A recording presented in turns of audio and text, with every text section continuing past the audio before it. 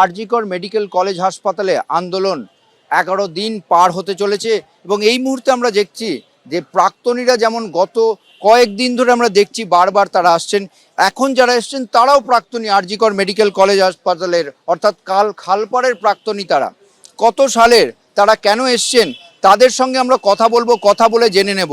আপনি কত সালে? 1964-এ আমরা ফার্স্ট ইয়ারে জয়েন করেছি। হাতে ক্রাচ আছে, আপনাদের সাপোর্ট আছে, কেন এসছেন?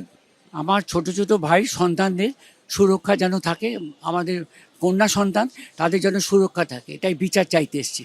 এখানে কি না এসে পারা যায়? আমার এতগুলো ছেলে মেয়ে, নাতি নাতনি বয়সী ছেলে মেয়ে, তাদের এই তারা যা সুবিচার পাক, তারা ভালো থাকুক, তারা ভালোভাবে পড়াশুনো একটা পরিবেশ পাক।